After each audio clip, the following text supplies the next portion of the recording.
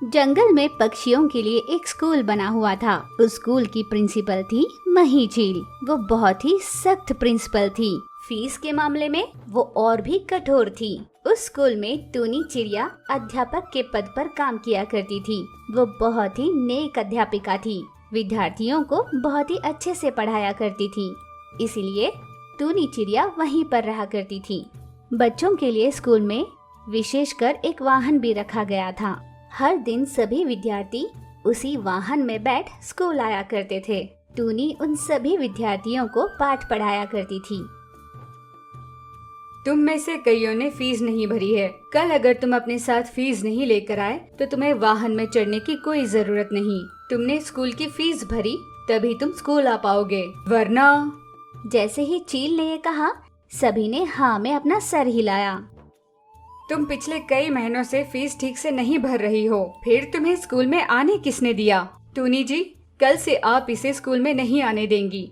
ये फीस पे करेगी तभी स्कूल आएगी। जी समझ गई।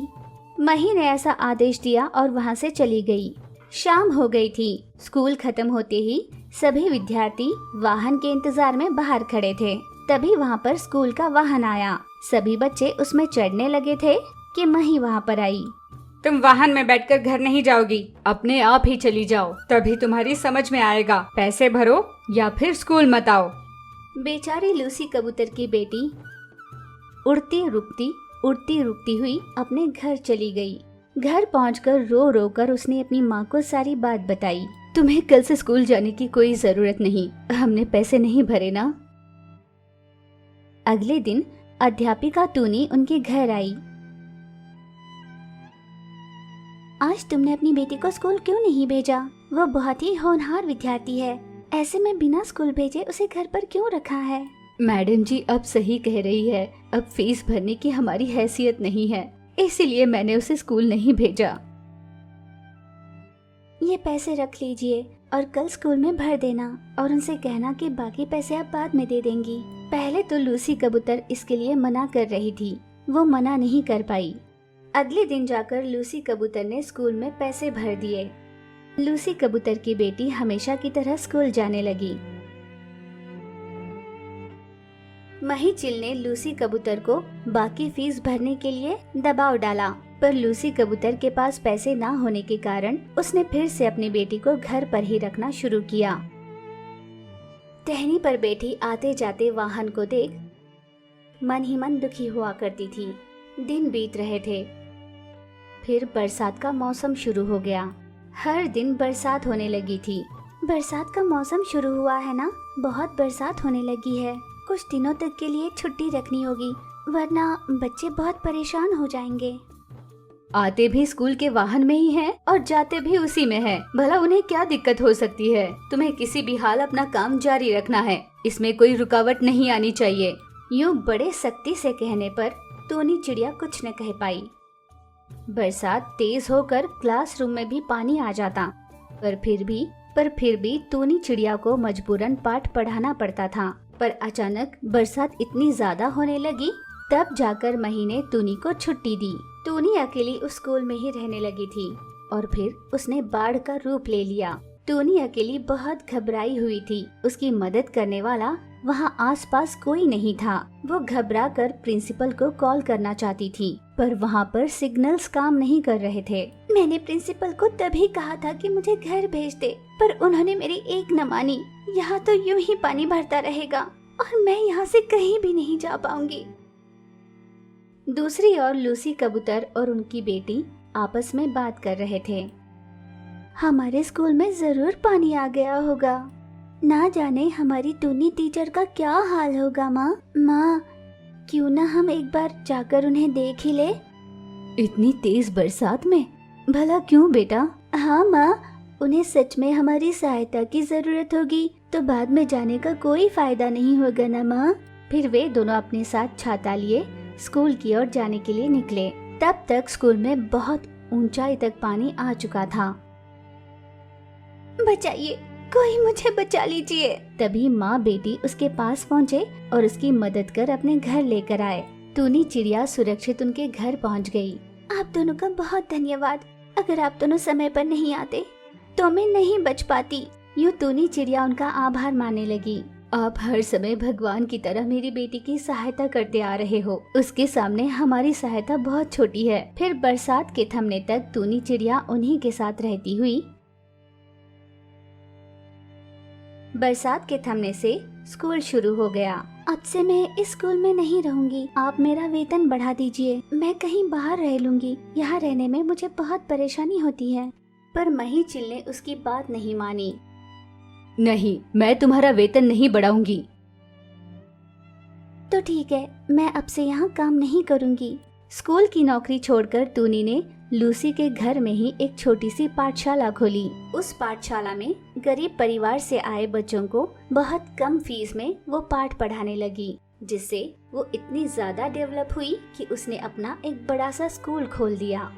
दूर दूर से गरीब बच्चे उसके स्कूल में पढ़ने आने लगे, जिससे घमंडी मतलबी मही चील का घमंड चकनाचूर हो गया। एक जंगल में टूनी चिड़िया और चीचू कौवा रहा करते थे। एक दिन टूनी चिड़िया आहार की खोज में जंगल में उड़ रही थी। तभी चीचू कौवा उसके पास आई। टूनी, भला और कितने दिनों तक हम यूं एक एक समय का आहार जुटाते रहेंगे? धनवानों की तरह ना जाने हम कब सुख का अनुभव कर पाएंगे। अगर हमें भी बहुत सारे पैसे मिल जाते तो बहुत अच्छा होता। चीचू की बात सुन टूनी बोली, मेहनत से कमाया हुआ धन ही सुख का अनुभव देती है। लालच में आकर अगर हम किसी और का धन प्राप्त करने की कोशिश करें तो उस धन के मिलने की खुशी ज्यादा दिनों तक नहीं होती। वैसे भी हमारी निजी जरूरतों को पूरा करने के लिए पैसों की जरूरत होनी चाहिए, न कि पैसे ही हमारी जरूरत बननी चाहिए। ऐसी बातें सुनने सुनाने के लिए बहुत अच्छी लगती हैं, पर सत्य तो यही है कि पैसा ही सब कुछ है। ये बात तुम कभी न कभी तो जान ही जाओगी। उस दिन से तुम भी मेरी तरह सोचने लगोगी। ऐसे चीचू ने कहा। टूनी ने अपना आहार इकट्ठा किया और अपने घर वापस लौटी। यूं ही दिन बीत रहे थे। एक दिन हमेशा की तरह टूनी चिड़िया और चीचू कौवा जंगल की ओर गए। तब चीचू ने कहा, दोस्त, पहले जब मैं और लूसी कबूतर साथ में आहार की खोज में निकला करते थे, तब हमने एक नई जगह देखी थी। वहाँ पर आहार बहुत सारा मिलता है, पर वहाँ के पेड़ पौधे कुछ अजीब से लग रहे थे हमें। मैं और लूसी कबूतर उन्हें देखकर बहुत घबरा गए थे, इसीलिए वहाँ से वापस आ गए। क्या कहा? मुझे ऐसी जगह देखने का बहुत मन होता है। चलो ना दोस्त, कहाँ है वो जगह? मुझे भी बताओ ना। यूं टूनी ने उत्साह से कहा। तुरंत टूनी चिड़िया और चीचू कौवा चीचू के बताए उस जगह के लिए निकल पड़े। वहां पहुंचकर टूनी ने जैसे ही आहार के लिए चारों ओर नजर घुमाई, उसने किसी को आपस में बात करते हुए सुना। टूनी ने जैसे ही मुड़कर देखा, वहां रहे पेड़ टूनी से बात कर रहे थे। टूनी चौंक कर, अरे ये तो बहुत ही अजीब है। इस तरह किसी पेड़ का बात करना बहुत ही अनोखी बात है। टूनी की बात सुन पेड़ ने कहा, हम सब भी तुम्हारी तरह आपस में बात करते रहते हैं। ये बस तुम्हें कभी सुनाई नहीं देता, पर अब हमारी स्थिति बहुत ही दयनीय हो चुकी है। कोई इस बात को समझता ही नहीं कि हम में भी जीव है। मन मानी हमारी कटाई कर देते हैं, वो भी केवल अपने स्वार्थ के लिए। हम सब देख पाते हैं, सह पाते हैं, कह नहीं पाते। तभी घूम घाम कर चीचू कौवा भी वहाँ पर पहुँची। पेड़ को बात करते हुए देख वो चौंक उठी। बचपन में मेरी दादी मुझे कहानियाँ सुनाया करती थी कि पेड़ बात किया करते हैं। आज मैंने आंखों से देख ही लिया। दादी तो ये भी कहती थी कि बात करने वाले पेड़ वर भी देते हैं। ऐसे बड़े बड़े वर देने की हमें क्षमता तो नहीं है। हम अगर कुछ दे पाते हैं तो वो मीठे फल, पशु हो या फिर मनुष्य, किसी के बीच भी हम भेदभाव नहीं करते। पर अब हमारी परिस्थिति बहुत ही विकट होती जा रही है और कुछ वर्ष ऐसे ही चलते रहे, हमारी गिनती भी दुर्लभ जीवों में हो जाएगी। इसीलिए मैं तुम दोनों को एक काम सौंपना चाहती हूँ। इस पर चीचू बोली, ठीक है, हम आपका काम कर देंगे, पर आपका काम होने के बाद क्या आप हमें वर देंगी? हाँ जरूर। अगर तुमने मेरा बताया हुआ काम अच्छे से किया तो समझो तुम्हें वर मिल गया। तुम यहाँ से और आगे बढ़ोगे तो तुम्हें वहाँ बहुत सारे पेड़ नजर आएंगे उन पेड़ों को तुम दोनों आपस में बराबर बांट लो और उनसे अपना कोई नया काम शुरू कर लो। उनसे तुम्हें फायदा होगा और तुम्हारे काम आने की तृप्ति हम सभी को होगी। पेड़ की कही बात मानकर दोनों पक्षी थोड़ा और आगे गए।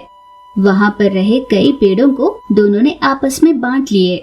चीचू कौवा ने लालच में आकर सूखे हुए सारे पेड़ टूनी चिड़िया के हिस्से दे दिए और हरे भरे सारे पेड़ अपने हिस्से में ले लिए। दोस्त, ये तो बहुत ही बड़ा अन्याय है। तुमने मुझे सारे ऐसे पेड़ दिए जो सूख चुके हैं।